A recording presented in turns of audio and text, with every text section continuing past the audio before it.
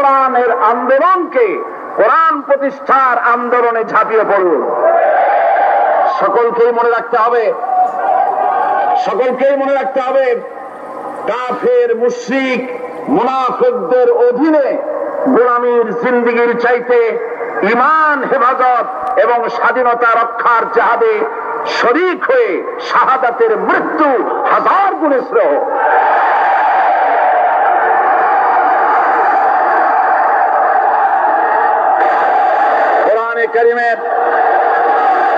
কোরআনে কারীমের তাফসীর শুরু করার আগে সাংবাদিকদের জন্য আমি এই কথাগুলি বললাম, যেহেতু রাত বেশি হলে তারা কথাগুলি পত্রিকায় দিতে পারবে না, সেই জন্য পুরা নিউজ বলার আগে হেডলাইনগুলি জানাই দিলাম।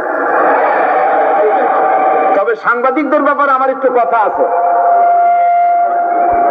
সেই কথা হচ্ছে, সাংবাদিকতা মহান পেশা।